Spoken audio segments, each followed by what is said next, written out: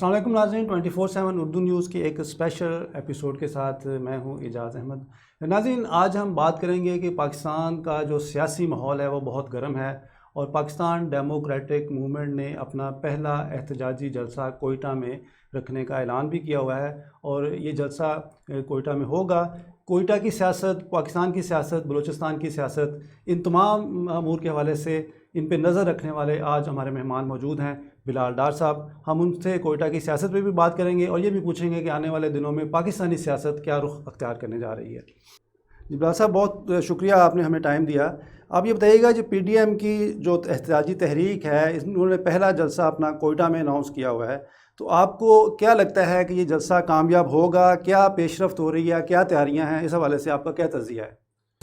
جی بہت شکریہ۔ میری نظر میں تو کوئٹہ کا یہ جلسہ جو ہے وہ کامیاب ہوگا، اور بڑا سوچ سمجھ کے بلوچستان سے آغاز کیا جا رہا ہے۔ دیکھیں، بلوچ ایک ٹرائبل معاشرہ ہے، قبائلی معاشرہ ہے، اور وہاں کی جو زیادہ تر پولیٹیشنز ہیں وہ بھی قبائلی سردار یا قبائلی شخصیات ہیں۔ اس قبائلی سسٹم کے اندر ہوتا یہ ہے کہ اگر ایک ایریا کے خاص ایریا کے اندر یا کچھ ایریاز کے اندر ایک ہی قبائل کے لوگ زیادہ تر رہتے ہیں، اور عمومی طور پہ یہ وہاں کا سسٹم ہے کہ ان قبائل کے لوگ اپنے ایک ہی لیڈر یا اپنے سردار کی جس طرف وہ جاتا ہے اسی طرف وہ سارے کے سارے لوگ اس کے قبائل کے جاتے ہیں۔ تو جو کوئٹہ کا جلسہ ہونے جا رہا ہے اس میں دیکھیں بہت قداور شخصیات ہیں۔ محمود خان اچکزئی جو اس وقت بلوچستان میں پشتونوں کے سب سے بڑے رہنما ہیں، اور ان کی بڑی سٹرینتھ ہے، گو کہ وہ اپنا الیکشن ہارے لیکن ان کے فالوورز وہاں پہ لاکھوں کی تعداد میں موجود ہیں۔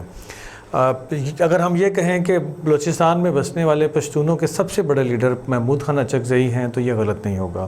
تو وہاں سے ایک بڑی سٹرینتھ آئے گی۔ پھر سردار اختر جان مینگل جو کہ اب گورنمنٹ سے الگ ہو چکے ہیں، ان کے وعدے پورے نہیں ہوئے اور اس کے اوپر وہ احتجاجاً الگ ہو چکے ہیں، وہ بھی اب ان کو بھی بلاول بھٹو زرداری نے دعوت دی، اور اطلاعات کے مطابق وہ بھی جلسے میں شامل ہو رہے ہیں، اور ان کی وجہ سے مینگل قبائل ایک بہت بڑا قبیلہ ہے، اور ان کی پارٹی کی سٹرینتھ بھی بہت اچھی ہے۔ صوبائی جماعت کے اندر بھی ان کی بہت اچھی نمائندگی ہے اس وقت، اور اس کے ساتھ ساتھ ان کی نمائندگی قومی اسمبلی اور سینٹ کے اندر بھی موجود ہے، تو ان کی فالوئنگ بھی بہت بڑی ہے۔ اسی طرح پاکستان پیپلز پارٹی، جس نے گو کہ جو آخری انتخابات ہوئے ہیں اس میں بلوچستان سے کوئی قومی اسمبلی یا صوبائی اسمبلی کی نشست نہیں جیت سکے، لیکن ان کے فالوورز کی بھی ایک بڑی تعداد ضرور موجود ہے۔ اسی طرح پاکستان مسلم لیگ میں خود بہت سارے لوگ موجود ہیں۔ جنرل قادر بلوچ صاحب وہاں کے پریزیڈنٹ ہیں بلوچستان مسلم لیگ کے، وہ موجود ہیں، اور ان کی جو ٹیم ہے اس میں بڑے اچھے لوگ ہیں۔ سابق اسپیکر بلوچستان اسمبلی مس راحلہ درانی سیکٹری ہیں بلوچستان میں مسلم لیگ نواز کی، ان کی بہت بڑی فالوئنگ ہے، اور انہوں نے بڑے اچھا مقابلہ کیا اس دفعہ۔ محمود خان اچکزئی ان کے مد مقابل تھے، اور دوسری طرف ان کے مد مقابل حاجی لشکری ریحانانی صاحب تھے جو کہ نواب اسلم ریحانانی کے بھائی ہیں۔ تو اس طرح یہ بہت بڑی سٹرینتھ ہے جب یہ ساری کی ساری ڈاکٹر صاحب، آپ نے بتایا کہ بڑی سٹرینتھ ہے، اچھی سٹرینتھ ہوگی، اور پہلا جلسہ پاکستان ڈیموکریٹک موومنٹ کا ایک اسٹرانگ میسج اپوزیشن کی طرف سے ہوگا، تو آپ کو لگتا ہے کہ یہ جو جلسہ ہے، یہ تحریک جو شروع ہونے جا رہی ہے، یہ سیاسی طور پہ بلوچستان حکومت کو یا وفاقی حکومت کو کوئی ڈینٹ ڈال سکے گی؟ دیکھیں، فوری طور پہ تو ڈینٹ نہیں ڈلے گا، لیکن یہ ضرور ہوگا کہ جو صوبائی حکومت کی طرف سے یہاں یا وہاں بلوچستان میں جو اسٹیبلشمنٹ کی طرف سے پولیٹیکل پارٹیز کے اوپر پریشر ہے، وہ پریشر کافی حد تک ہٹے گا، اور اس کے ساتھ ساتھ اس جلسے کا یا ان جلسوں کا یا اس تحریک کا ایک فائدہ یہ بھی ہوگا، جو میڈیا، پاکستانی میڈیا اس وقت پوری طرح سے آزاد نہیں ہے، بلکہ بہت ساری آزادیاں سلب کر لی گئی ہیں، وہ آزادیاں واپس ملتی ہوئی دکھائی دیتی ہیں، کیونکہ جب جو پریشر بڑھے گا اسٹیبلشمنٹ کا اور حکومتوں کا پریشر کم ہوگا تو میڈیا کو بھی آزادی ملے گی، اور یہی اصل میں اس وقت اپوزیشن جماعتیں چاہتی ہیں کہ تاکہ میڈیا آزاد اور کھل کے وہ جو ملک میں معاشی صورتحال ہے یا ملک کے اندر امن و امان کی صورتحال ہے یا ترقی کی رفتار ہے وہ یا عوام کی جو حالت زار ہے وہ کھل کے دکھا سکے، تو اس چیز کا یقیناً ان کو فائدہ ہو۔ جی بلال صاحب، ایک اور بات جو اس وقت ڈسکس ہو رہی ہے وفاق میں، یعنی کہ اسلام آباد میں، یہ چیز چہم گوئیوں کی صورت میں چل رہی ہے کہ یہ جو تحریک ہے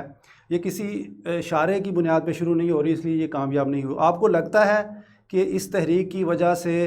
آنے والے دنوں میں سیاسی طور پر کوئی تبدیلی آئے گی؟ اگر نہیں آئے گی تو آپ کو لگتا ہے کہ آنے والے الیکشن کی کوئی تیاری ہے؟ اور آنے والا الیکشن جو سب سے اہم بات ہے اس میں کیا لگتا ہے کہ کیا یہی تحریک انصاف دوبارہ زیادہ اکثریت کے ساتھ آئے گی، یا کوئی آپ کو کچھ اور سیٹ اپ آنے والے الیکشن میں نظر آ رہا ہے کہ کون سی جماعت ہوگی، کون سا لیڈر ہوگا جو لیڈ کرے گا؟ دیکھیں ہمارے ہاں عمومی تاثر یہی ہے کہ جب تک اسٹیبلشمنٹ نہیں چاہتی تو کوئی تبدیلی نہیں آتی۔ میں ذاتی طور پہ اس تاثر سے یا اس نظریے سے متفق نہیں ہوں۔ میں اس کے لیے آپ کو چھوٹی سی ایک مثال، کئی مثالیں دے سکتا ہوں۔ ایک مثال دیتا ہوں کہ جب بے نظیر بھٹو 1988 میں آ رہی تھی تو اسٹیبلشمنٹ نے مل کے IGI بنائی تاکہ سارے اپوزیشن کے سارے ملک کے ووٹ اکٹھے کر کے بے نظیر کے خلاف کاسٹ کروا دیا جائے اور بے نظیر کو ہرا دیا جائے۔ لیکن بے نظیر سنگل میجورٹی پارٹی بن کے سامنے آئیں اور انہوں نے کلین سویپ مار دیا تقریباً، اور کھلے انہوں نے اب کسی کی مدد کے بغیر حکومت بنا لی۔ تو یہ اسٹیبلشمنٹ کی ناکامی تھی۔ اس طرح کے بیسیوں واقعات ہیں۔ حالیہ انتخابات میں نون لیگ کو سکرو کرنے کی یا اس کو کم سے کم سائز میں لانے کی باتیں ہوئی تھی 20 سے 25 سیٹوں پہ، لیکن آج دیکھ لیں وہ 70-80 سیٹوں پہ بیٹھے ہوئے ہیں وفاق کے اندر۔ تو میں نہیں سمجھتا کہ کسی اشارے کی ضرورت ہوتی ہے۔ اور دوسرا یہ ہے کہ اگر اشاروں کی ہی ضرورت ہوتی تو پھر آج تک اس ملک کے اندر جتنے بھی آمر ڈکٹیٹر جرنلز آئے ہیں جنہوں نے حکومتوں کو گرایا اور خود بیٹھ گئے، پھر وہ کبھی بھی یہاں سے نہ جاتے۔ تو یہ تاثر غلط ہے۔ بیسیکلی پوری دنیا کا اصول ہے کہ جہاں پبلک کی اسٹرینتھ آ جائے، پبلک کا سمندر آ جائے، یا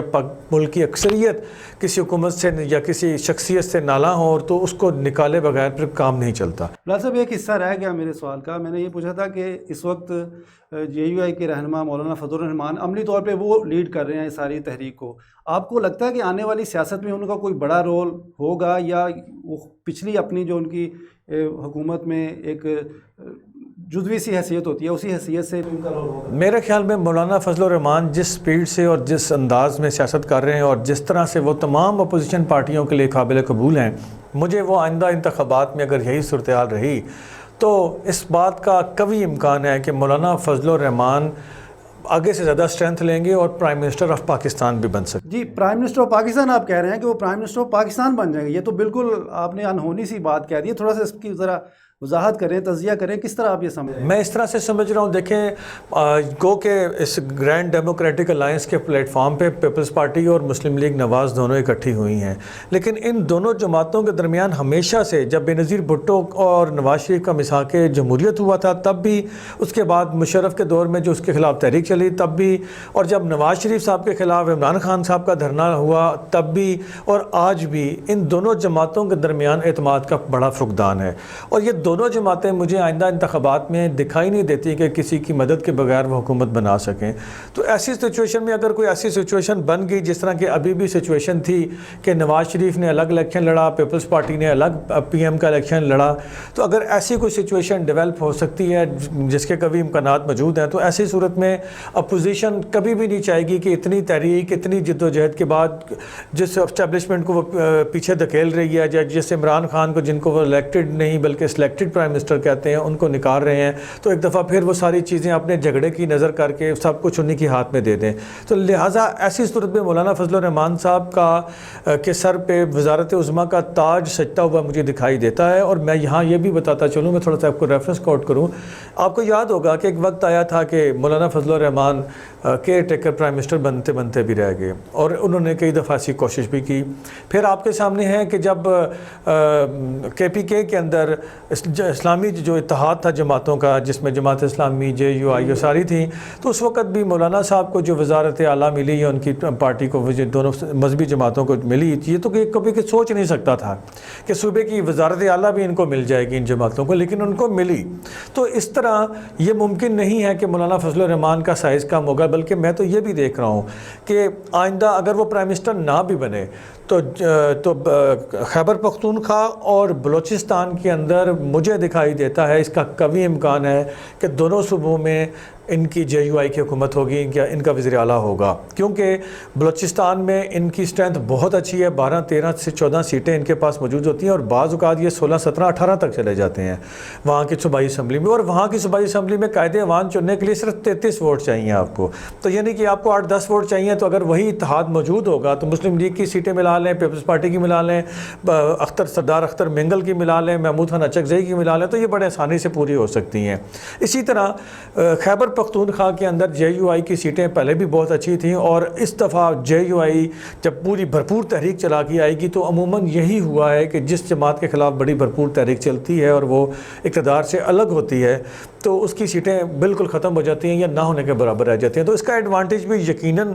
JUI کو KPK کے اندر ملے گا، قومی اسمبلی کے اندر بھی زیادہ تر، اور اس کے ساتھ ساتھ صوبائی اسمبلی کے اندر بھی. تو ان کی میں دو جگہ پہ بڑی اچھی حکومت دیکھتا ہوں، اور اگلی حکومت میں ان کا سینٹ کے اندر بہت بڑا رول بن جائے گا، کیونکہ جب دونوں صوبوں سے وہ زیادہ سیٹیں لے کے آئیں گے تو ان کے سینیٹرز کی تعداد بڑھ جائے گی. کیونکہ بلوچستان کا ایک بڑا سادہ سا اور آسان فارمولہ ہے کہ وہاں 6 سے 8 سینیٹر کے اوپر، 6 سے 7 سینیٹر کے اوپر ایک MPS کے اوپر ایک سینیٹر بنتا ہے. تو وہاں جب وہ اگر اپنا سائز 18-20 پہ لے جائیں گے تو 5-6 سینیٹر ساتھ، اور تو سیدھے سیدھے وہ بنیں گے. پھر اقلیتوں میں، خواتین میں اور جو ٹیکنوکریٹس میں وہ الگ ملا لیں تو ان کے 10-12 سینیٹر تو وہاں سے بات. جی بہت شکریہ بلال ڈار صاحب، آپ نے بڑی تفصیل کے ساتھ بلوچستان کے حوالے سے بھی اور مجموعی سیاست کے حوالے سے بھی بات کی. ناظرین، آج ہم نے بات کی ہے ملکی سیاست میں جو گرما گرمی ہے اور پاکستان ڈیموکریٹک موومنٹ کی جو تحریک ہے یہ کس رخ آگے بڑھ رہی ہے اور کیا اس کے اثرات ہوں گے. آج کے پروگرام میں اتنا ہی، اجازت دیجیے، اللہ حافظ.